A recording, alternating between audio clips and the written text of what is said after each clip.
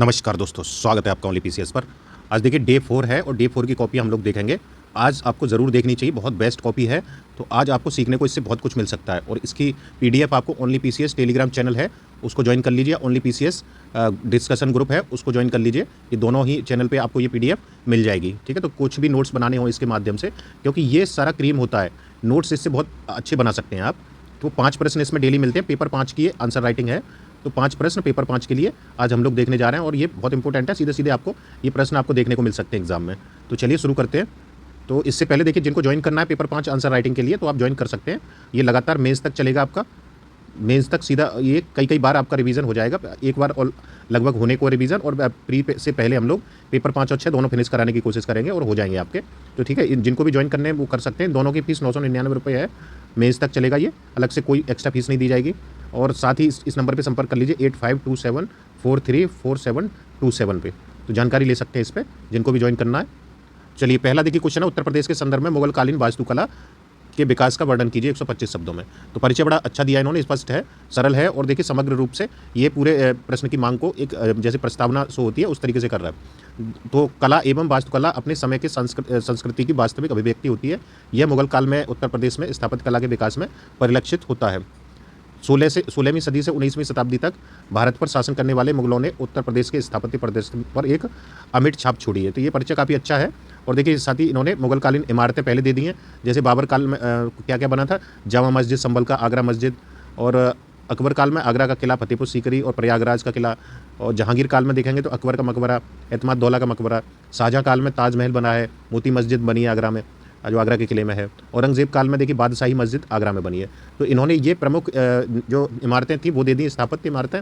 अब इनकी विशेषताएं इन्होंने दे दी हैं सीधे, जैसे इंडो इस्लामिक स्थापत्य का यहाँ समन्वय मिलता है।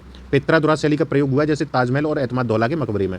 गोल गुंबद और ऊंची मीनारें, मेहराब, छतें, खंबे, इनका आदि का निर्माण ये इनमें देखा जा सकता है। शुरुआती भवन लाल बलुआ पत्थर से हैं बने थे और बाद में सफ़ेद संगमरमर का भी प्रयोग इसमें होने लगा था। इमारतों पर नक्काशी, सोने चांदी के पानी का प्रयोग भी हुआ है। तो यहाँ देखिए आपकी ये है कि पूर्ण विराम थोड़ा लगाने की कोशिश करिए। पूर्ण विराम, तो ये आयोग छोटी छोटी चीज़ों को देखता है, इसलिए इन चीज़ों को आप, जिनकी भी कॉपी है ये, ठीक है। अकबर के समय में निर्मित फतेहपुर सीकरी की इमारतें, बुलंद दरवाज़ा, दीवाने आम, पंचमहल, दीवाने खास इत्यादि में उत्कृष्ट शैली का प्रदर्शन हुआ है यहाँ पे। अकबर के मकबरे में इस्लामी, हिंदू, ईसाई एवं बौद्ध कला का एक मिश्रित स्वरूप भी दिखाई पड़ता है। और ये इनका निष्कर्ष है, उत्तर प्रदेश में मुगल वास्तुकला का विकास अपने चरमोत्कर्ष पर था। मुगल काल में स्थापत्य कला की श्रेष्ठतम उन्नति हुई। उत्तर प्रदेश में सांस्कृतिक पर्यटन को बढ़ावा देने के लिए इन स्थापत्य कलाओं को के खजाने को संरक्षण की आवश्यकता है। दूसरा है प्रश्न, देखिए, अवध के नवाबों के शासनकाल में उत्तर प्रदेश में वास्तुकला के विकास का वर्णन करना है। तो परिचय बड़ा संक्षिप्त है। उत्तर प्रदेश में अवध के नवाबों के शासनकाल में वास्तुकला एक अद्वितीय और आकर्षक विकास हुआ। इस अवधि में भारतीय, फारसी और यूरोपीय शैलियों का सम्मिश्रण भी देखा गया। ये इन्होंने देखिए इस तरीके से डायग्राम दे देना है, सिर्फ सिंगल बिंदु को नहीं दिखाना है। इसमें आप जैसे लखनऊ है तो ये दिखा के अवध, और यहाँ ये आप नाम दे दीजिए जो भी इमारतें हैं। प्रमुख देखिए स्थापत्य इमारतें, शुजाउद्दौला का मकबरा फैजाबाद में, बड़ा इमामबाड़ा, रूमी दरवाज़ा आसफुद्दौला के द्वारा बनाया गया। बीबियापुर की कोठी आसफुद्दौला के द्वारा बनाई गई। केसरबाग का महल है, बादशाह मंजिल है, वाजिद अली शाह के द्वारा बनवाया गया है। मोती महल है, मुबारक मंजिल है, शाह मंजिल है, ये गाजीउद्दीन हैदर के द्वारा बनाया गया। छोटा इमामबाड़ा है, मोहम्मद अली शाह के द्वारा बनाया गया। और दिलकोस है और हयात बख्शी कोठी है आदि, ये सआदत अली द्वितीय के समय बनाई गई। विशेषताएं देखिए, लाल बलुआ पत्थर का अधिक प्रयोग हुआ है यहाँ। केंद्रीय कक्ष की छतों को बिना किसी बीम या गाटर के उपयोग के ईंटों को आपस में, यानी गारे और ईंटों का उपयोग करके जोड़ा गया है यहाँ पे। विशाल गुंबदाकार इमारतों का निर्माण हुआ है, जैसे बड़ा इमामबाड़ा। सआदत अली खान ने ज्योतिष और खगोल विज्ञान में वृद्धि हेतु लखनऊ में तरुणबल्ली कोठी में एक वेधशाला की भी स्थापना की थी। शुजाउद्दौला ने फैजाबाद शहर में के सौंदर्यीकरण और विकास हेतु बहुत ध्यान दिया है। आसफुद्दौला ने लखनऊ को राजधानी बनाकर अनेक भवनों का निर्माण भी किया है। एक आध यहाँ पे आप उदाहरण दे दीजिए। छोटा इमामबाड़ा की चोटी पर सुनहरा गुंबद निर्मित कराया गया है। और देखिए केंद्रीय निर्माण स्थल लखनऊ है इसका, ये तो पता ही होगा। रूमी दरवाजे का निर्माण रोजगार प्रदान करने हेतु किया गया था। तो ये निष्कर्ष देख सकते हैं आप, ठीक है, काफ़ी अच्छा निष्कर्ष है। और सीधा सीधा आपको ये पीडीएफ मिल जाएगा ओनली पीसीएस टेलीग्राम चैनल पे, वहाँ से आप डाउनलोड करके अपने नोट्स बना लीजिए। और तीसरा प्रश्न है, जौनपुर में, उत्तर प्रदेश के संदर्भ में जौनपुर में वास्तुकला के विकास का वर्णन करना है 125 शब्दों में। तुगलक काल के अंतिम समय में सन 1394 में ख्वाजा जहां द्वारा स्वतंत्र सरकी वंश की स्थापना जौनपुर में की गई और उसने मलिक उस सर की उपाधि धारण की। उत्तर प्रदेश के जौनपुर शहर अपनी रणनीतिक स्थिति और ऐतिहासिक महत्व के कारण समृद्ध वास्तुकला विरासत का स्थल है। ये इन्होंने ये दिखा दिया है, जैसे जामा मस्जिद डबल कर दिया तो एक आध और एग्जाम्पल यहाँ पे अलग से ऐड कर दीजिए, अटाला लिख दीजिए इसकी जगह। बाकी इस तरीके से फिगर देना है आपको मैप, ठीक है। प्रमुख स्थापत्य क्या क्या थे? जामा मस्जिद निर्माण हुसैन शाह द्वारा कराया गया। अटाला मस्जिद इब्राहिम शाह सरकी द्वारा कराया गया। इसमें 3 तोरण बनाए गए। शाही किला है, तुगलक कालीन स्थापत्य है, फिरोज शाह तुगलक के द्वारा कराया गया। लाल दरवाज़ा मस्जिद है, सुल्तान महमूद शाह की बेगम थी बीबी राजी द्वारा ये निर्मित कराया गया। यहाँ फुल स्टॉप आप अवश्य लगाएं। इसमें लाल पत्थर के दरवाजे हैं तथा मदरसे भी हैं।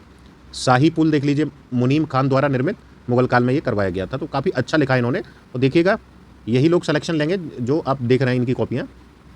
विशेषताएं देखिए, सलामी पद्धति, तिरछी दीवारें होती थी सलामी पद्धति में, तो इसका प्रयोग हुआ है।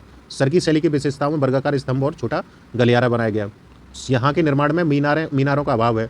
मेहराब गुंबद आदि का उपयोग अटाला मस्जिद और लाल दरवाजा में दिखाई देता है। लाल बलुआ पत्थर का उपयोग हुआ है। ईंटों और टेराकोटा का उपयोग हुआ है। जटिल नक्काशी और अलंकृत टाइल का काम देखेंगे अटाला मस्जिद में देखा जा सकता है। ये आपका निष्कर्ष है ना। निष्कर्ष बड़ा अच्छा है। उत्तर प्रदेश के जौनपुर में वास्तुकला का विकास शहर की समृद्ध सांस्कृतिक और धार्मिक विविधता का प्रमाण है। यहाँ पर्यटन उद्योग को बढ़ावा देने की आवश्यकता है ताकि सामाजिक आर्थिक विकास को गति मिल सके। आगे देखिए, चौथा क्वेश्चन है, प्रमुख संगीत घरानों का वर्णन करना उत्तर प्रदेश के 125 शब्दों में। उत्तर प्रदेश में संगीत का प्रसंग वैदिक काल से ही उपलब्ध है। उपनिषदों में सामवेद के गायन और संगीत वाद्यों का वर्णन मिलता है। घराना हिंदुस्तानी शास्त्रीय संगीत की विशिष्ट शैली है जिसमें संगीतज्ञ आपस में गुरुकुल परंपरा के आधार पर जुड़े होते हैं। तो इन्होंने देखिए मैप में ये अच्छा शो कर दिया है। घराने दिखा दिए, जैसे किराना मुजफ्फरनगर में है, भिंडी बाजार घराना है मुरादाबाद में, लखनऊ घराना है, कानपुर घराना बनारस, आगरा, अतरौली, ये सब दिखा दिए। इसी तरीके से आपको मैप पे दिखाना है। आगरा घराने में इसका स्थापना की थी हाजी सुजान खान द्वारा। बादशाह अकबर द्वारा दीपक ज्योति की उपाधि भी दी गई है। मुगल काल में संगीत का सबसे बड़ा केंद्र था ये। इसमें ध्रुपद राग की नौहर गायन शैली का प्रयोग हुआ है। अतरौली घराना, इसका प्रारंभ अलीगढ़ के अतरौली कस्बे में हुआ है। संस्थापक चांद खां और काले खां थे इसके अतरौली घराने के। ध्रुपद के साथ ख्याल गायन शैली इसमें प्रयोग हुई है। इसमें देखिए सजेशन है, आपको कीवर्ड को अंडरलाइन करना है, साथ ही पूर्ण विराम को अवश्य लगाएं इसमें।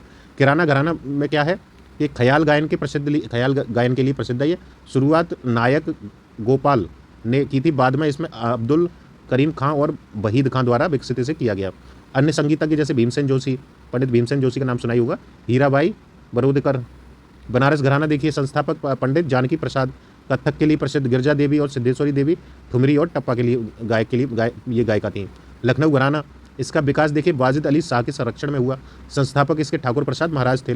लच्छू महाराज, शंभू महाराज, बिरजू महाराज, ये लखनऊ घराने के प्रमुख नर्तक थे। कानपुर घराने में देखिए प्रारंभ किया इसका आपका नियामत खान द्वारा।